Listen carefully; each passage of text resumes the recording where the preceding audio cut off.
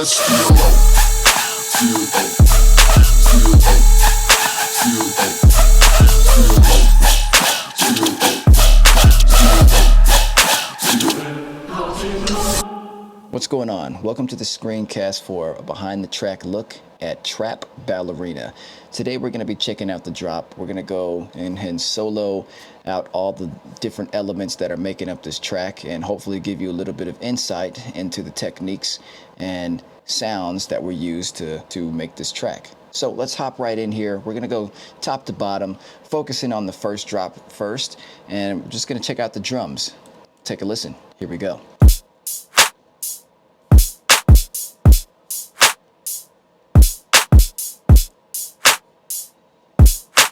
So as you can see, the drums here are written in MIDI. I'm using a drum rack, which is an Ableton instrument, and then I've dragged and dropped all my samples in to each of these little boxes and did my processing and sculpted the sounds to be exactly as I wanted. So this here is my kick drum. This here's my snare. This here's my hat, another hat, and this is pretty much all I use. The rest of the stuff is like just ancillary items. Yeah, feel free to screen record that and take those sounds. There's one more element that's making up the drums that I have to find real quick, and that is this sound here.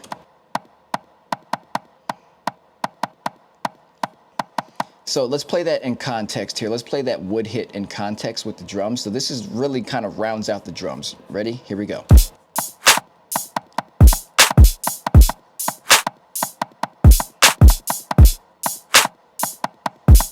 And you see that it's just extremely swung. I played it in by hand, so it really just adds that hint of coolness to the track and rounds out the drum section. So next, let's take a look at the 808. It sounds like this. Whew.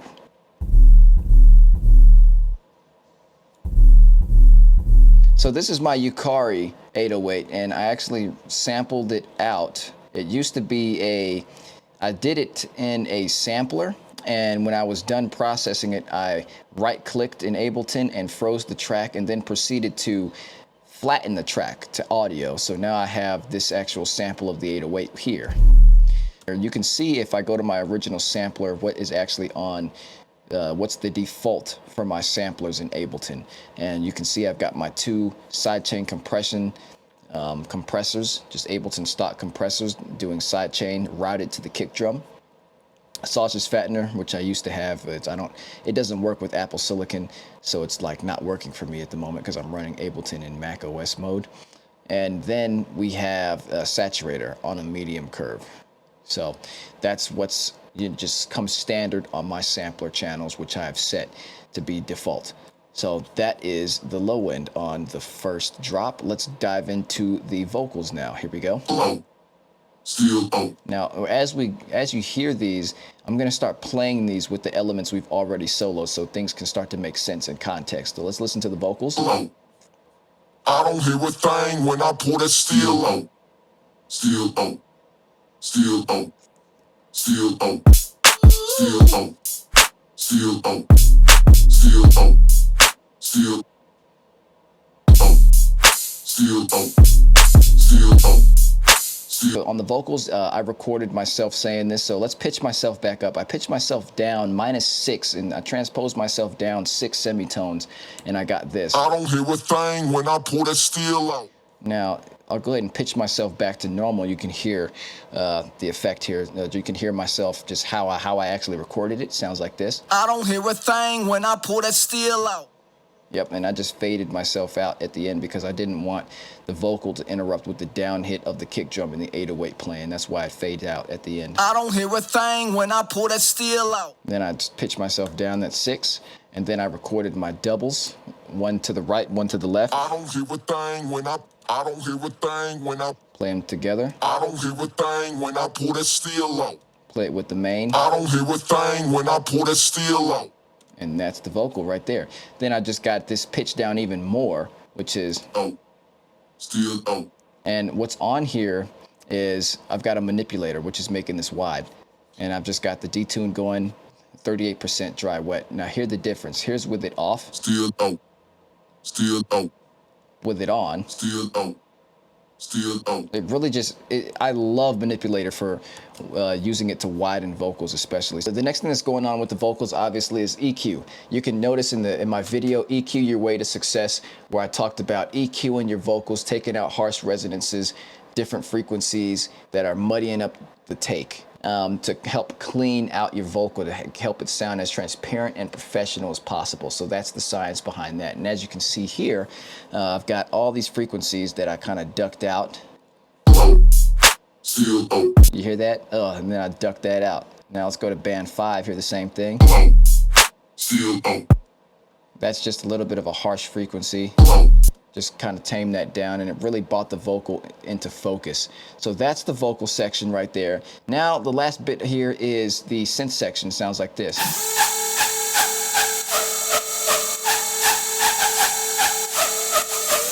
So let's listen to the screech section. I've got one of my harvester screeches playing here, which is in Synth 1. There's my harvester screech.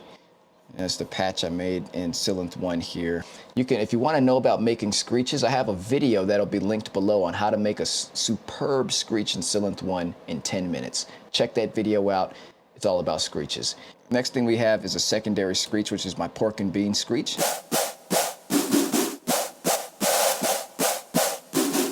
So that's my second screech. And now there's one more screech, and that's the main screech. And this is really cool because I made it in wavetable, which is an Ableton stock instrument. This goes to show the flexibility and versatility of Ableton Live's built-in instruments. It sounds like this.